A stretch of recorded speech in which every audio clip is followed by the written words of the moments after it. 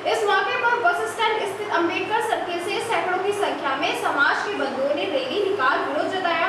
Rally कस्बे के मुख्य मार्गों से होती हुई एसडीएम कार्यालय पहुंची, जहां एसडीएम को आरक्षण बचाओ संविधान बचाओ संघर्ष समिति के बैनर तले ज्ञापन सौंपा।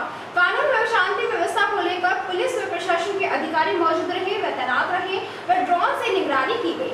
रैली में डीएसपी मनीषा मीणा, तहसीलदार विनोद कुमार शर्मा, थानाधिकारी रामजी लाल मीणा मौजूद रहे। वही रैली में राजगढ़ लक्ष्मणगढ़ विधायक मांगीलाल मीणा ने भी संबोधित किया। रैली कस्बे की पंचायत समिति पर संपन्न होने पर राहत की सांस ली। वहीं ग्रामीण ने एसडीएम नवनीत कुमार को ज्ञापन सौंपा। टहला में तहसीलदार दुष्यंत कुमार शर्मा को ज्ञापन सौंपा। राजगढ़ रैली टहला कस्बे पूर्ण शांतिपूर्ण बन रहे।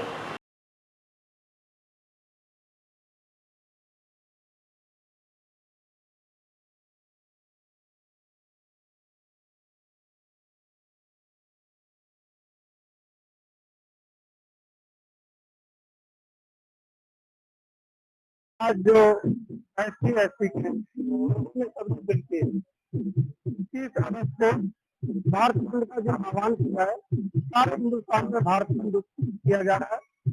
ये सांकेतिक तौर पे SC का आम लोगों से समर्थन की अपील के तौर पर किया गया है। और मैं इस मौके पर धन्यवाद देना चाहता हूँ कि सारे व्यापारी मंडल को, हिंदुस्तान के राजगढ़ लक्ष्मणगढ़ के शहर के लोगों को, सबको, जिन्हें सबने मिलके और इसमें समर्थन दिया, आगे आके समर्थन दिया है। प्रशासनिक सहयोग भी मिला है। अहिंसा का मार्ग अपनाते हुए गांधी जी के विचारधारा के लोग हैं, उनको ध्यान में रखते हुए हमने सब लोगों से अपील की, हमारे कार्यकर्ताओं से हमने अपील की, किसी को भी जन भावना को ध्यान में रखते हुए जो लोगों की आवश्यक सेवा है उनको किसी भी तरह से अपन को बाधित नहीं करना।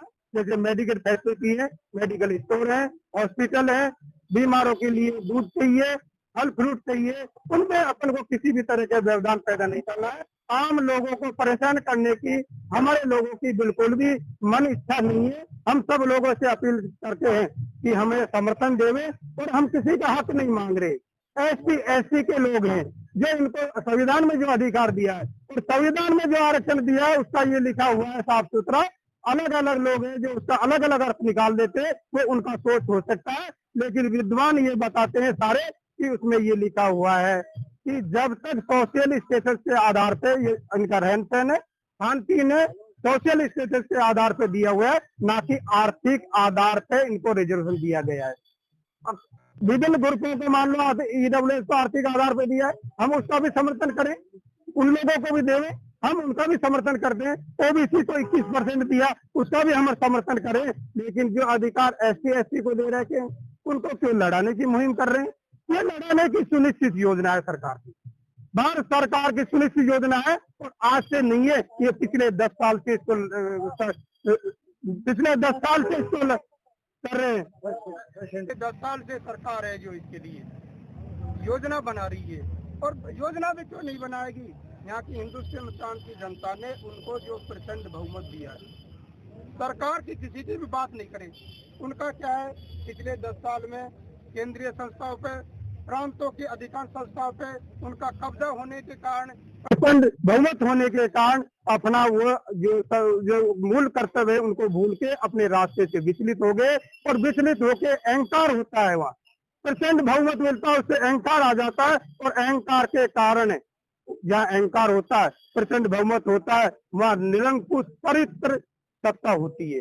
निरंकुश जिसमें कोई अंकुश नहीं होता, इसलिए साल से इसके ऊपर कोई अंकुश नहीं था। मोनोपोली लागू कर रहे हैं और सब लोगों को ये आरक्षण में बांट के आपस में, अंग्रेजों से भी बुरी नीति है, अंग्रेजों से भी खराब नीति है, इन्हीं को आपस में लड़ा दो और लड़ा के इनको खत्म कर दो। सब लोगों से मेरा निवेदन है, मीडिया के बंधुओं से भी निवेदन है कि हमें हमारा अधिकार ही दे दो, हम किसी का मांग नहीं रहे। ये वंचित लोग हैं, इनको लड़ाओ मत, लड़ाओगे तो ये क्या है, ऐसी परिस्थितियां पैदा हो जाएंगी कि परतंत्र भारत की तरफ, लोकतंत्र में होते हुए सबसे मजबूत लोकतंत्र परतंत्र भारत की तरफ ले जाना उचित नहीं होगा। और अभी जो आपने देखा होगा, लेटरल भर्ती एंट्री, बैकडोर एंट्री, प्रशासनिक अधिकारियों को जो चयन किया जाता है, पहले 400 ले लिए इनने, एमता में 400 भर्ती कर लिए। अभी कुछ दिन पहले आप लोगों ने विज्ञापन देखा होगा, 45 के आसपास उसमें वैकेंसी निकाली थी।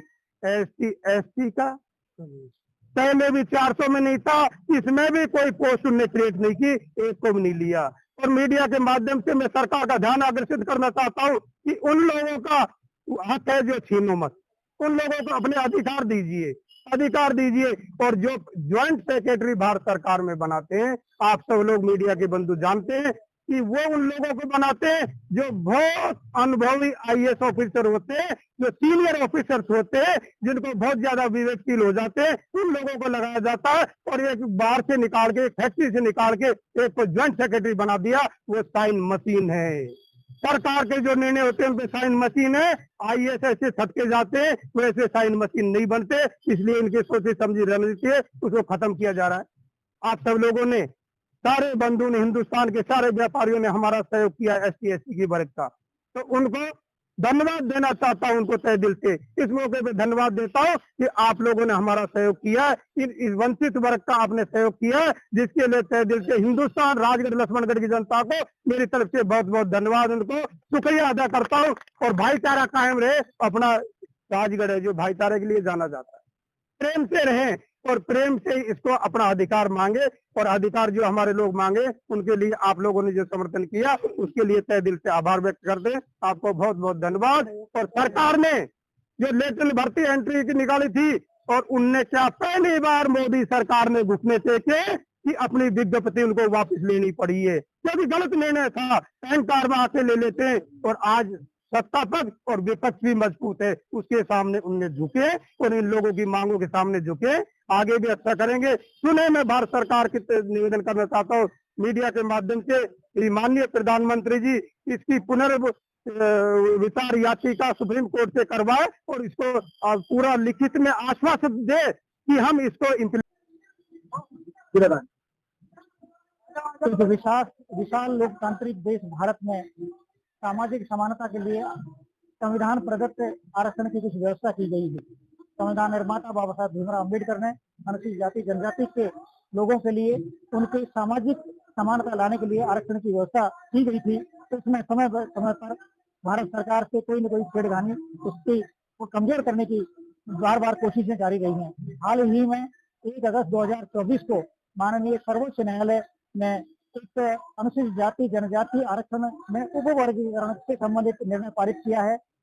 हम माननीय सर्वोच्च न्यायालय का सम्मान करते हैं, लेकिन उस निर्णय से हम सहमत नहीं हैं। उस उपवर्गीकरण के निर्णय का हम विरोध करते हैं, क्योंकि ये सर्वोच्च न्यायालय का निर्णय है। इसलिए हमारी भारत सरकार से आज के इससे भारत बंद के जरिए ये गुजारिश है कि इस निर्णय को निरस्त कराएं, अपने लोकसभा में इस तरह का निर्णय पारित करें, अध्यादेश लाएं, ताकि ये जो निर्णय है वो निरस्त हो सके और आरक्षण की मूल संरचना बरकरार रह सके, उसमें किसी प्रकार की कोई शेष छेड़खानी ना कर सके। आज का कार्यक्रम हमारा पूरे बाजार को शांतिपूर्वक प्रेम भाव से बंद कराने का, पूरे भारत बंद के तहत राजगढ़ में भी बंद का कार्यक्रम रखा गया। हमारे राजगढ़ वासियों ने, प्रतिष्ठानों ने हमारा सहयोग करते हुए पूरे प्रतिष्ठान आज बंद रहे हैं। मैं दावे के साथ कह सकता हूं कि आज का ये भारत बंद राजगढ़ क्षेत्र में 100% बंद रहा है, सफल रहा है। और पूरे बाजार को बंद कराते हुए हम कोर्ट परिसर में आए हैं। यहाँ की सर्वोच्च प्रशासनिक व्यवस्था, यहाँ के SDM साहिबा को हमने ज्ञापन दिया है इसी संदर्भ में जो हम चाहते हैं। और उसके बाद अब हमारा आगे ज्योतिबा फुले चौक होते हुए पंचायत समिति जाकर के एक सभा के रूप में हमारा देशभक्त करने का कार्यक्रम है।